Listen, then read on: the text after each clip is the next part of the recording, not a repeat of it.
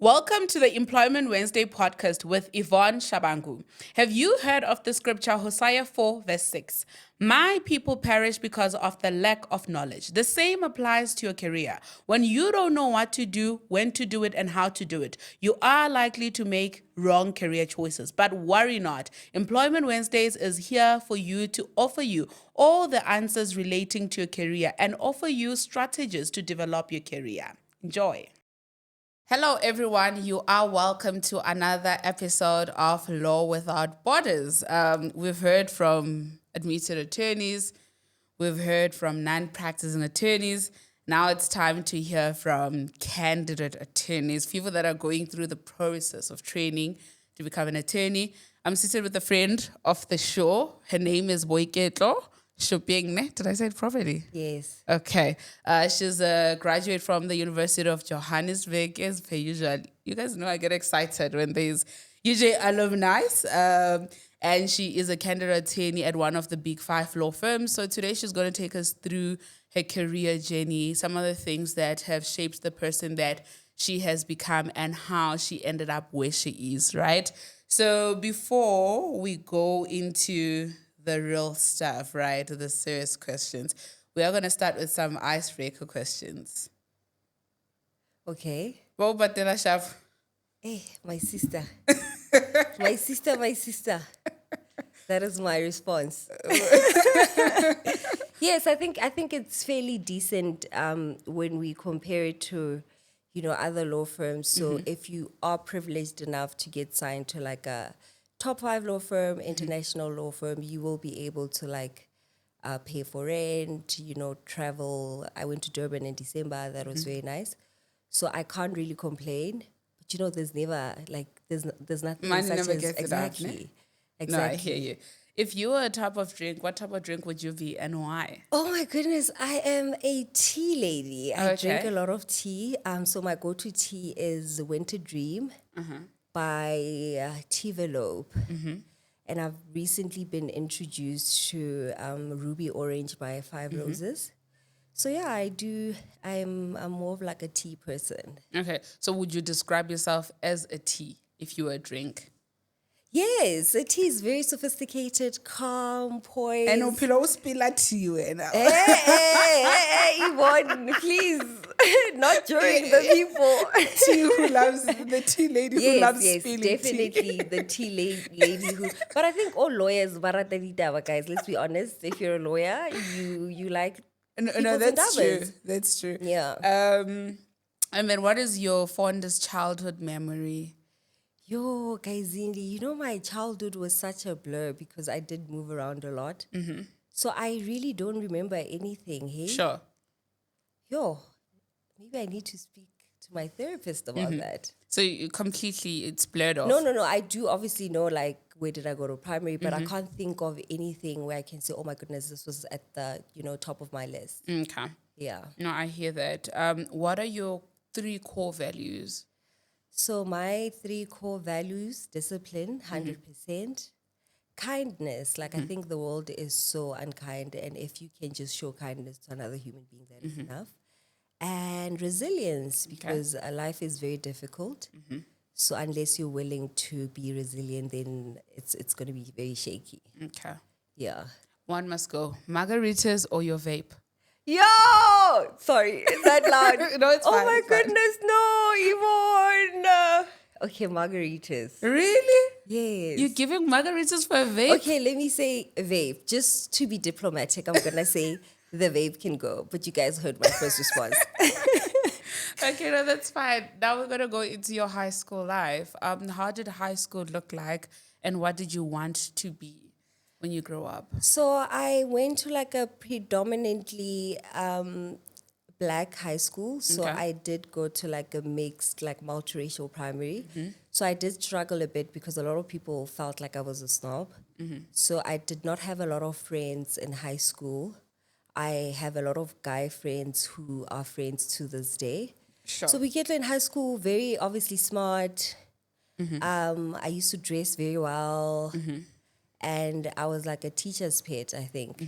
So I'm that girl that you love to hate, but also want to love, Okay. Yeah, so it was really nice. Like it was a really nice experience. Yeah, so if I would go back, maybe I would. Okay. Definitely. Life was easier there, no debit orders. No No drama. bashimane rocking you, No just school. petrol issues, nothing Exactly, whatsoever. exactly. I We hear were you. cruising nicely. So what did you want to be at the time? So in high school, I did not really know what I wanted to be. Again, the high school that I went, so I was very smart Sure. in high school. So all the A students were either choosing medicine or actuarial sciences. So I did do well in maths, but it's not something that I did when I was bored and like stuff like that. So I think in high school, I really didn't know what I wanted to become. So at the time, I thought the only two options that I had was like actual science and medicine. And because I gravitated more towards life sciences, then I thought, oh, okay, let me just be a doctor. Also, being a doctor sounded nicer, Okay. Yeah. So in high school, I didn't know what I wanted to become. Yeah, and then you opted for being a doctor. Then did you apply Yes. for medicine? I applied for medicine and actual sciences. And I got accepted for actual sciences everywhere, like UCT, VEDS, and I got rejected for medicine everywhere. So I think Crazy. at the time, like, I think I'm a bit more aware of signs that come from God now. So I think at the time, if I was as aware as I am now, I would have took that as a sign. But UFS, which was the closest university to my hometown, I found out after getting my results that my application was incomplete. So then I sorted that out and then I got admitted into medicine. Yeah, so it was always just medicine and actual sciences. Okay. I don't remember anything else. Yeah. Okay. So you went to UFS because you were sort of forced. If you had any other option, you would have gone to other universities, given that UFS is the only one that you were able to complete your medicine application and get accepted. Not really, hey, because funny enough, I've never really been into like Ivy League universities. You know how other people feel very strongly about UCT. Yes. I don't know why, but it was never a thing for me. And I think maybe it's like a circumstance of where you come from. But UFS was closer to home, and I have a very close relationship with my grandmother. So at the time, I did not want to go too far from home. Sure. I remember I did get like a scholarship to do medicine overseas, which I declined, but also just because when they come back, they still have to study. So I also chose UFS because their program is like 5 years. And I'm like, I just want to go to varsity, get it over and done with, and start working. Okay. So not necessarily. Yeah. Okay. So now you get accepted into UFS, right? How was that experience, university life? Were you the it girl, the hot girl, or the hardworking girl? Take us So, through that funny experience. enough, so obviously I was very tall. I went to like a predominantly black high school. So there were not a lot of guys that were taller than me. So varsity, I didn't think I was pretty until I got to varsity. So, Really? So it was only when I got to UFS that I started noticing oh my goodness, A I gorgeous, might gorgeous just be high. like a speck. Yeah. So that was, I think, the biggest realization for me. First year I was very focused. You don't have a trust fund. You're there to like study. So yeah, I was always at the library. And then I think in my second semester of first year, that's when I started getting a bit more comfortable, jollering. I had a whole entire rugby player face. Okay. So I think both, obviously we haven't spoken about UJ yet, but both UFS and UJ, I had a very balanced, where you have fun, but at the same time you are standing on business in terms of the reason why you're there. Okay. All right. So how do you then move from medicine into law? Yeah. Before we go into that story, get trauma king. Yo, guys. And this is why I'm so passionate about career guidance, because I can acknowledge how blessed and lucky I was. I had funding for medicine, I had funding for law, and that was a result of my matric results. But not a lot of people get that much grace where you choose something, it's not for you, then you're done, know? So I didn't leave because I did first year and I think I failed anatomy. So it's a bit complicated in terms of how the year are I don't know the English word, but yeah. So it's a 5-year program because first year is technically 6 months. And then in your second semester of first year, you're in second year. So then that second year will continue until June the following year. So I think I So had it doesn't failed. start in Jan. It starts in June. Yes, Okay. yes. So I had failed anatomy. So when I dropped out, I was repeating second year. But, and then I was obviously doing really well because you're doing these things like for the second time. But I was still not happy. It still felt like, this is not where I'm supposed to be. And I think I knew. I remember when we got there, they played us a video of like different students, why they decided to pursue medicine. And like there was a lot of I want to change the world, but in my head I'm like there's so many different ways to change the world, right? So I couldn't really relate with I'm studying medicine because I want to change the world. And then there was another person on that video who said they studied medicine because their parents told them to study medicine. So they follow up with these students like 5 years later. So the students, the student who said they chose it because of like parents ended up being a comedian, and everybody laughed. I remember everybody laughed, and I'm just like, oh my goodness, I can see myself in you, child, because in all honesty, I knew from the day I got there that it wasn't for me. But obviously you study medicine, everybody from your hood knows that you study medicine, We used to wear like white coats on campus. So everybody knew, now medical students, and obviously it's very difficult to get into the program. So everybody knew you were smart. Basically, if you studied medicine, you're wearing your white coat, there's a certain, So I knew for the longest time that medicine wasn't for me, but I was scared. I think I was scared more than anything because medicine is like guaranteed, although now they are facing like difficulties with like employment. But if you become a doctor, you do know that you're going to live a relatively comfortable life, right? So yeah, did I answer your question? It does sound like I went on a tangent. No, you did answer it, right? So basically I wanted you to highlight more on how do you move from medicine into law? Also take us through the process where you decide that I'm done trying, I'm going to drop out, because I think it is a very important part, because sometimes people make you when you say that, you make it sound like you woke up, you're like, I'm dropping this, I've got another plan. But I know that it's not that easy to just be like, let's leave this. So if you can take us through that process. Okay, so I always knew that I wasn't supposed to be there. It took a lot of time. And then my dad was an engineer, so he retired, right? So in my second year of medicine, I remember my dad went through a bit of like a financial, so there wasn't really that much money anymore. So now I was at a point where like I need to persevere, as we all do. But now I'm persevering for something that I'm not passionate about. Sure. So I've always loved literature. I've always loved reading. And then I think in my second year of medicine, I was reading Americana by Chimamanda. Yeah. And in her story, so obviously I don't remember the details of the book, but I think it's about a girl who studies medicine and then drops out to become like a writer. So I'm like, oh, if she can do it, surely I can. So I think that was the book that actually got me to finally decide, okay, no, maybe just try. Like, if you fail, you fail, you know. But I didn't want to live my life miserable in a career knowing that I have no business being there. And when I could have just tried, like if I fail, I failed. And now that I look back, like I am so content and I'm so fulfilled and I'm doing something that I'm passionate about. So I'm actually glad that I was brave enough to just, try.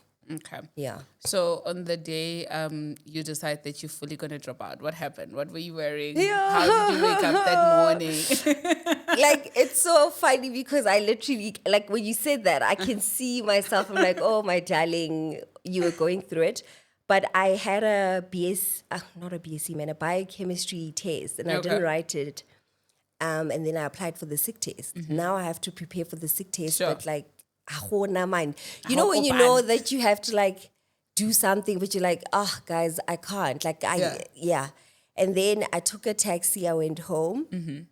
I told my grandmother, I'm like, I showed them my results, because at the time I was doing fairly well. I'm like, here are my results. I'm doing fairly well, but I'm still not happy, and I'm going to drop out of medicine. And my grandmother was like, okay, cool. Really? Yes, I think she was the only person that was the first time, because I've always been a good girl. So that was the first time I got, like, there was a family meeting where people drove from Pretoria to say, yo, Wanakio, what drop her out, you know? So yeah, I told my grandmother and she was like, yeah, no, it's fine. I think at the time I said, what did I say? I don't remember. But I emphasized that I still want to go to school because like that's the one thing that I'm good at. That's the one thing that I've always been good at. And yeah, and then I went and I told Yo Wena. So we had a program director. I had to go and like the secretary to the program director, Inele Me Olga Shuping. So we shared a surname, right? But I didn't know her before med school.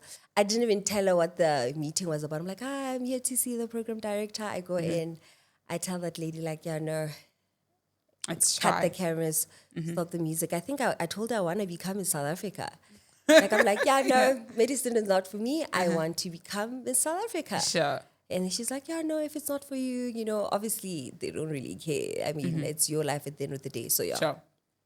Okay, Yeah. so then after that, how do we then get to decide that we're going to do law? And then what happened after you drop out? Did you stay at home? Did you wait for the next Oh, my year? God, guys. Ribatla tea. You like- said you're a tea lady. Spiel.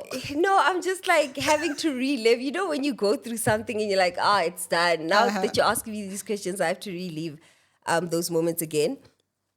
So obviously reading literature, I tried applying because I only decided after applications were closed for that year.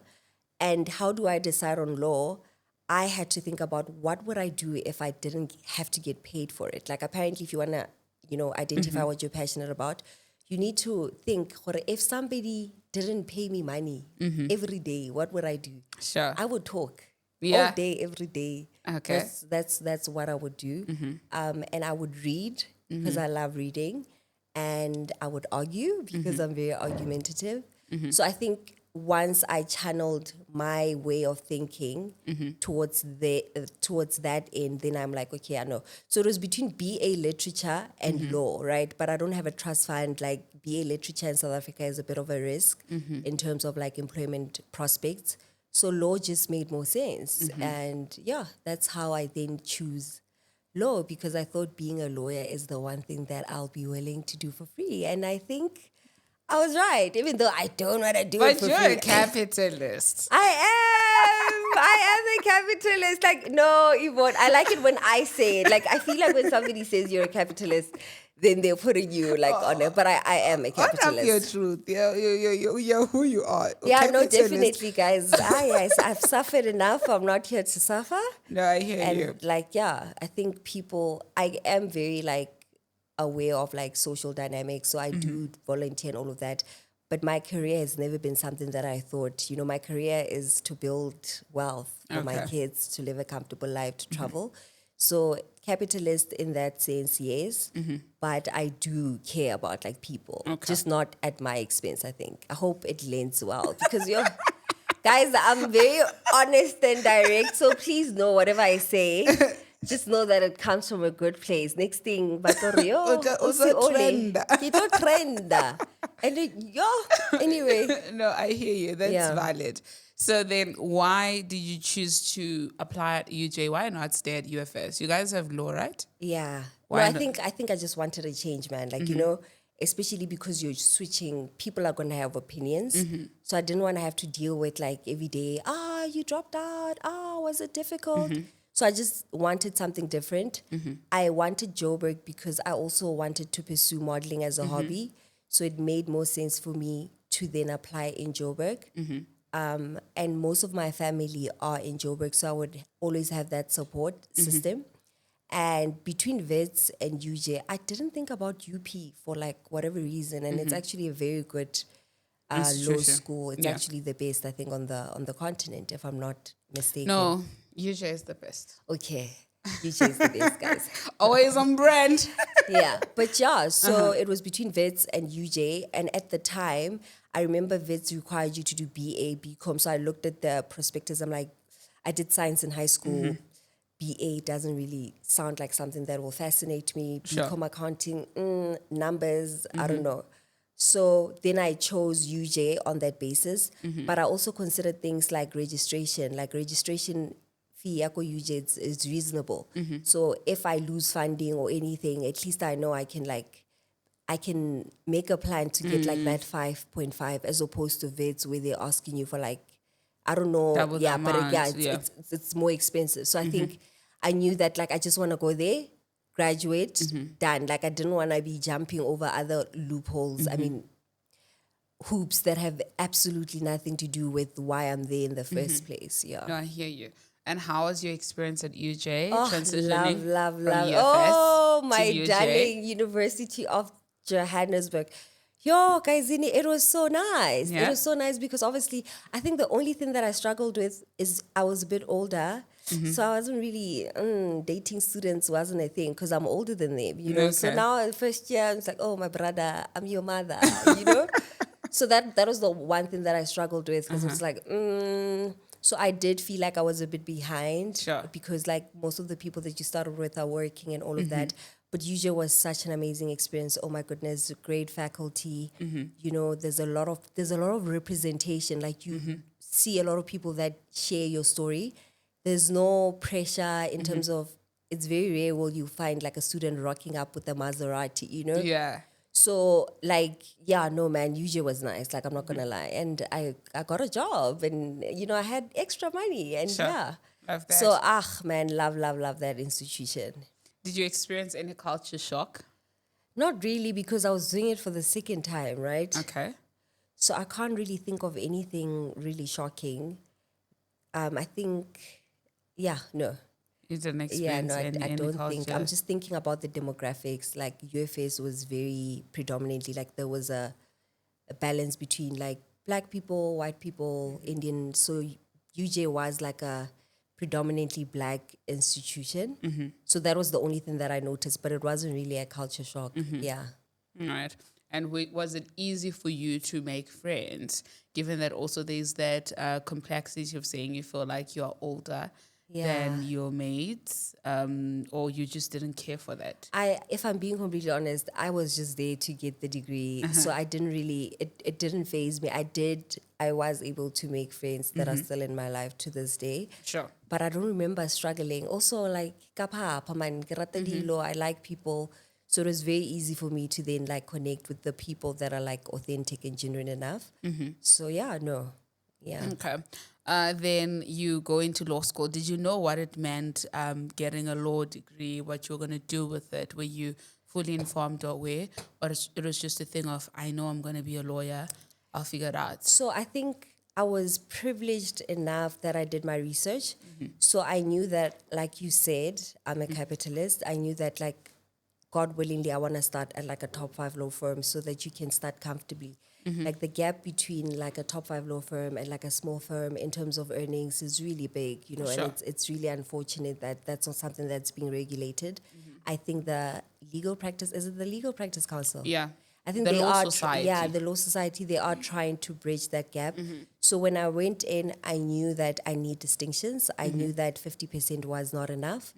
I knew that like I needed to do extra mural activities. So I went in it knowing fully well what it meant to study law, I guess. Like you need to be somebody that loves reading. If you don't, then you're going to struggle. So yeah, I think I was fairly okay in terms of, Okay, you knew that you wanted to go through that attorney route. I don't know if, I don't know. I haven't really ruled out the bar yet. I am having fun currently at work, but I think it makes more sense, even if you want to be an advocate, to first become an attorney, get admitted, so that you build your relationships, you know, and people get to see your work ethic. Because I think, this is obviously my opinion, I could be wrong. I think if you go to the bar straight, you might then struggle to get like lawyers that are willing to give you matters. Sure. Whereas if you go via like the attorney route, like you rotate, like I'm rotating in different teams, and I'm building relationships. So should I decide to go to the bar, it's not something that's on my radar yet, but should I decide, then I know that I can rely on, you know, the relationships that I've built during articles as an associate, senior associate, Okay. So then as you were studying, keeping focused, getting the distinctions, then you told yourself that you're only going to apply at big firms, or did you apply at other firms, and when did you start applying, and what was that process like? So, like I said, when I started, I knew the gap in earnings. So I was always gonna, aim for the top, right? Sure. I did my first job shadowing opportunity was at a law firm, like at my uncle's friend's law firm. So that was my first like real experience of what it means to be a lawyer, Sure. which was really nice. I remember him telling me like, yo, you're doing fairly well. I'm not going to lie to you and say, I want you to come work for me. I'm not going to pay you enough. And then he tried connecting me with like somebody from one of the top 5 law firms, never responded to my email. And then yeah, so I knew also that you need to start early because they start recruiting fairly early. And unlike medicine, law is a very saturated field. How many universities are there that offer law? And also, you just need to be good in English. Nobody's asking you for a distinction in maths. So that means a lot of people are able to get into the program. Sure. But now the difficulty is securing the job. So I started applying second year. I remember we got an email from faculty. They were like, hi, you guys are top students. There's a VAC opportunity at this firm.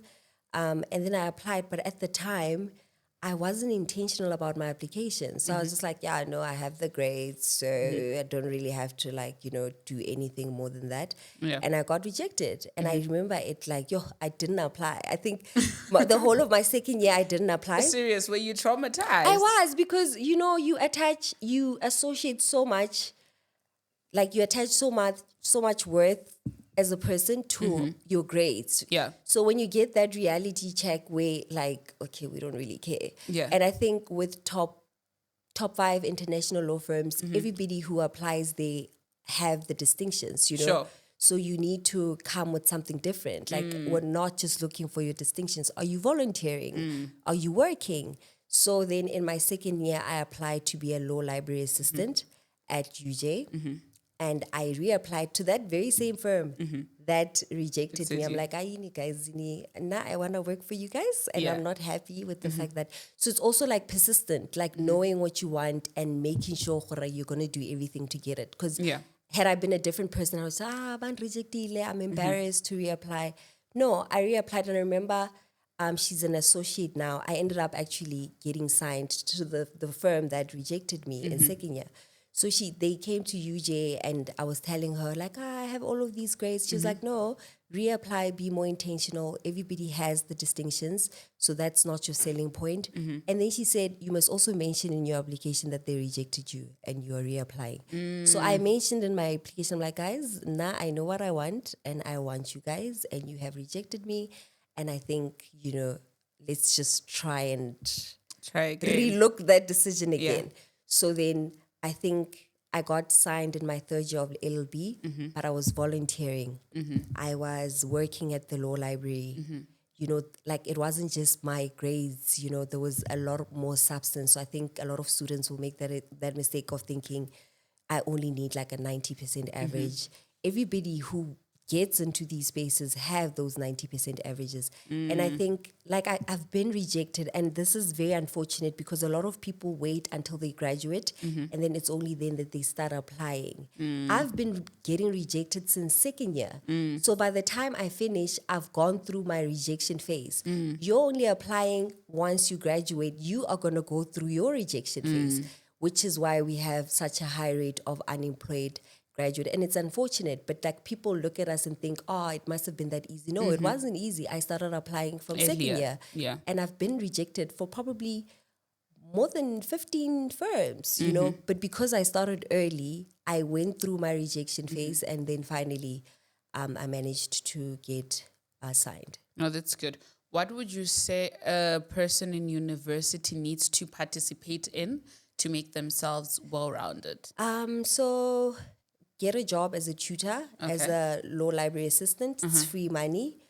Like I think we were earning, I don't know if I'm supposed to disclose, but it was more than like $4,000 per month. Yeah. as a student who doesn't have a child, who doesn't have any It's a decent amount because It's a that's lot the of minimum wage in money. South Africa. So a lot of South Africans earn about 3.5. So like, rona re rata dilo, re rata tjhelete, and because of that, it's extra money, so it looks very good on your CV.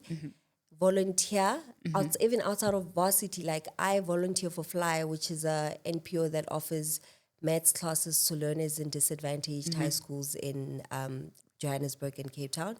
Also, that's something that looks good on your CV. And I remember in my interview, my selling point was the reason why I'm volunteering is because mathematics keeps your brain very critical, you know. Whereas with law, there's not a lot of numbers. So I still wanted that critical element. So my volunteering, in as much as it's a selfless, you know, I'm contributing to society, it is also benefiting me. And it's an organization full of chartered accountants, actuarial scientists. So you're building those relationships as a student. Do you get what I'm saying? So tutoring, law, library assistants, volunteering outside of, you know, and there are always these outreach programs, like also LinkedIn, like LinkedIn is your friend. So have a profile by second year and show people what you're doing, because when you do apply, they're going to go on your LinkedIn and they're going to check.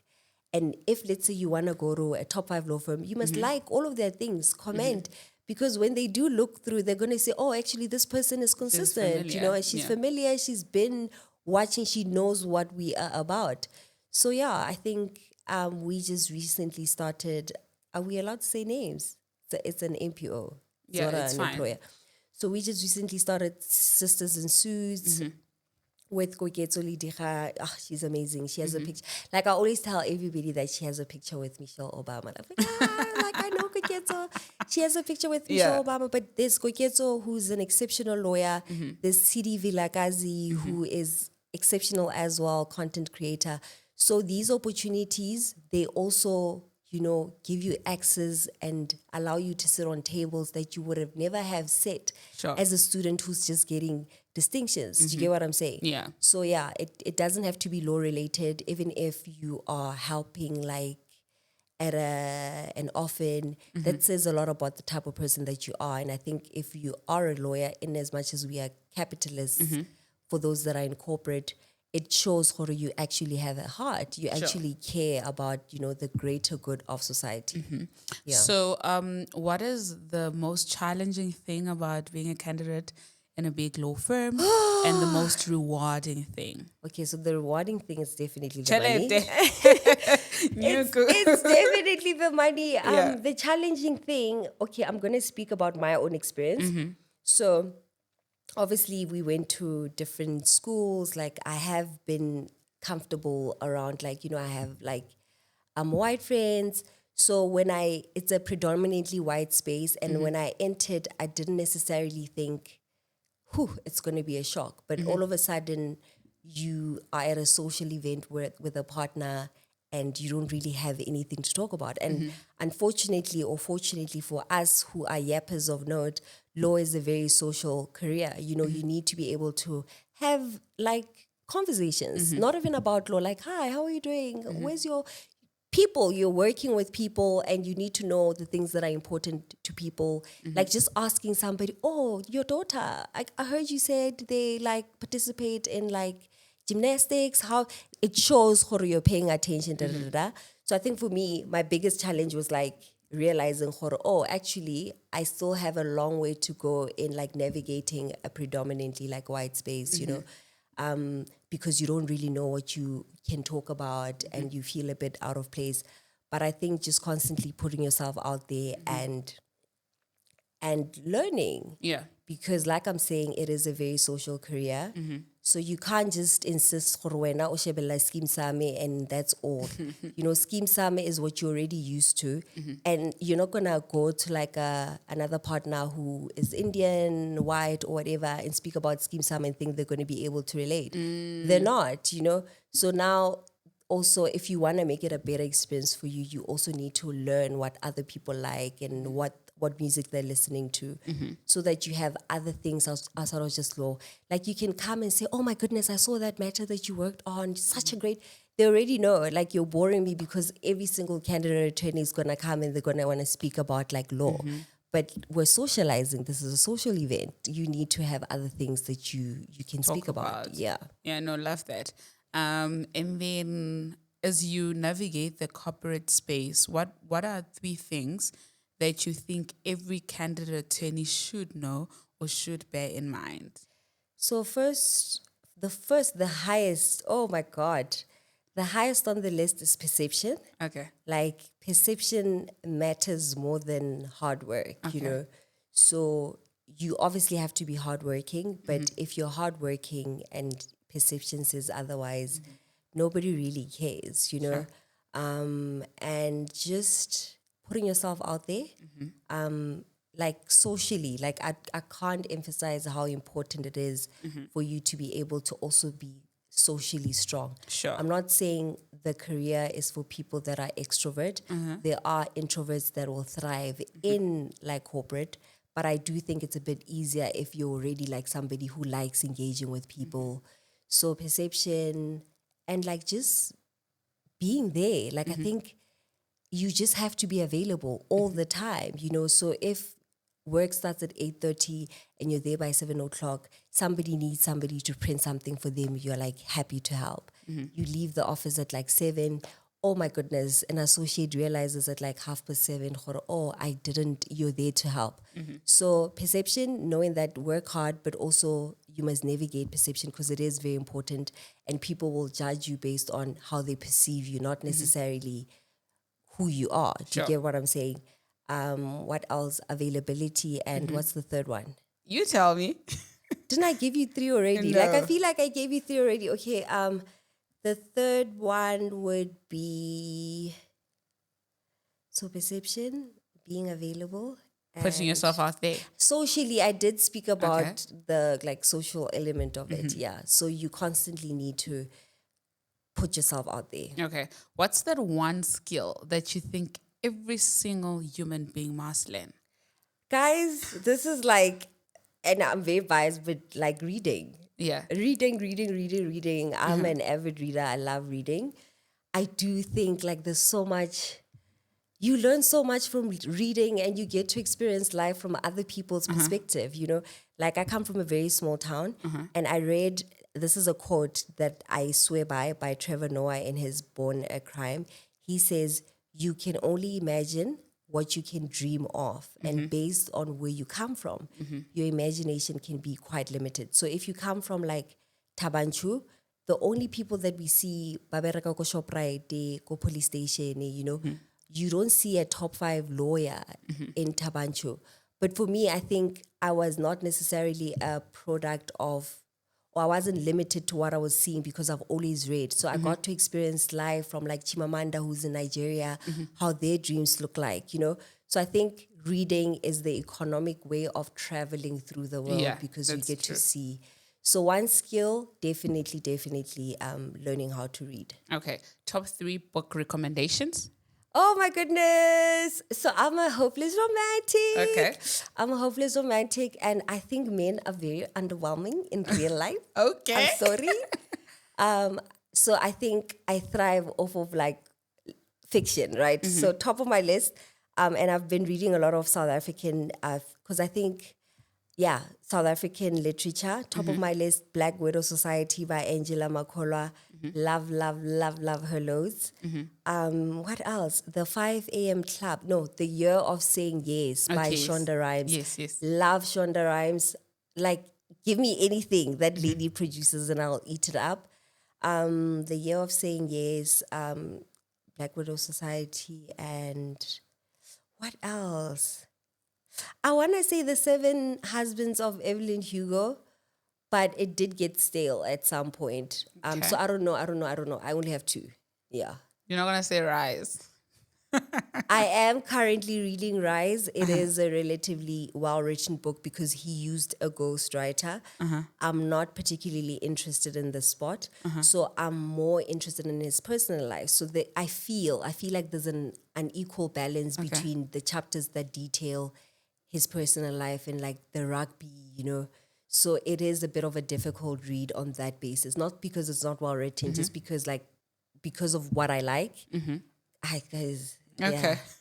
No, that's good then. Time went by so fast. In closing, what is Okay. this season of your life? Oh my goodness, this season of my life is abundance. I think Okay. abundance, I think spiritual growth. I think just like building a better relationship with God and just allowing God to be the driver of your life. Like you have all of these dreams and you know, and if it's not in line with your purpose, then it shouldn't be part of your story. Okay, I love that. Yeah. Thank you so much for honoring my invite. Thank you for having me. Oh my goodness, you look so scary. What do you mean? Kispani. Abampatele shapu mara No, kispani. guys, like this girl, like it's almost as if we're not friends because all of This a is sudden a it's real like, job. Boiketlo Shuping. And you didn't read my bio. I thought you were going to. Did you read my bio? No, I didn't read all of it. Oh, okay. Yeah, It's because I that thought long, they don't- everybody. Let it be known. Yeah, man. Thank you so much for honoring my invite. Hope to have you back for a much longer time. Yes. To everybody at home, I hope you learned something. For me, I learned that it is important to persist. It is important to understand that rejection is almost inevitable. There are spaces that are not for you, and because of that, those spaces are bound to reject you because you are not supposed to be there.